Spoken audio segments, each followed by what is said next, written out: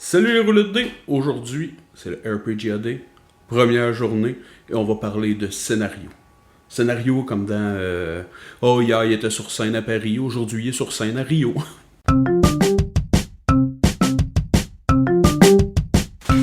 Donc, hey, les scénarios. Moi, j'ai envie de parler de scénarios de films, ok? Parce que moi, ça, c'est quelque chose que je garde en tête quand je suis sur le point de préparer un scénario pour une campagne. Je sais pas comment ça s'appelle, j'avais vu ça, c'est genre la recette pour un film d'aventure, quelque chose du genre.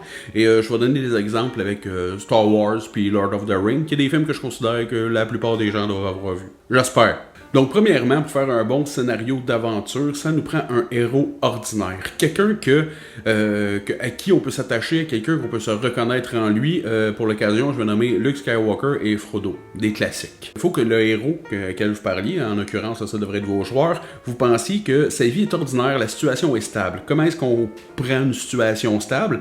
Ben, Luke Skywalker, il travaille sur une ferme. Il a des rêves de grandeur, mais il peut pas, parce que la vie est faite de même, puis il faut qu'il travaille sur une ferme. Frodo, il est dans la comté, puis il fait ses petites affaires d'enfant dans une comté. Jusque-là, tout va bien, c'est super facile, mais là, il se passe un élément déclencheur, quelque chose qui fait que l'appel de l'aventure est là. Help me, Obi-Wan Kenobi, you're my only hope. Quand que Luke Skywalker entend ça, il voit une fille, il la trouve cute, il sait pas encore que c'est sa sœur, puis là, il fait comme, fuck off, faut que je fasse quelque chose. Parallèlement, Frodo, il entend parler de l'anneau, puis là, il faut qu'il se rende voir du monde pour trouver du monde pour péter l'anneau. En tout cas, bref, quoi le nom, on me rappelle plus. Faut savoir que je suis pas full calé en Lord of the Rings. Bon, l'étape suivante, c'est la rencontre avec un sage, un mentor, Obi-Wan Kenobi, puis Gandalf, qui est comme deux personnes que les personnages apprécient, puis qui vont s'avérer sages, et qui vont leur parler de t'es une personne spéciale, dans le fond. S'en suivi par une situation où il y a un point de non-retour, il y a quelque chose qui break, puis là, ils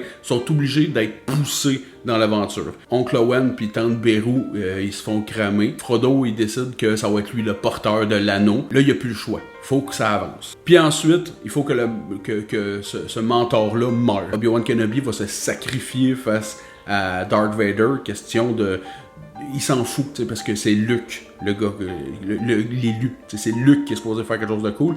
Puis Frodo aussi, Gandalf va mourir, il va se sacrifier pour que Frodo puisse partir à l'aventure, continuer pour aller cramer l'anneau. Puis ensuite, un peu plus tard, ce mentor-là revient, dans le cas d'Obi-Wan, il revient transparent en Force Ghost. Puis Gandalf, lui, il revient tout blanc, puis full power up. Entendu du monde dire qu'en fait, il a battu le Balrog tout seul, ce qui fait qu'il a pogné bien des levels, puis à cette heure, il revient genre en super...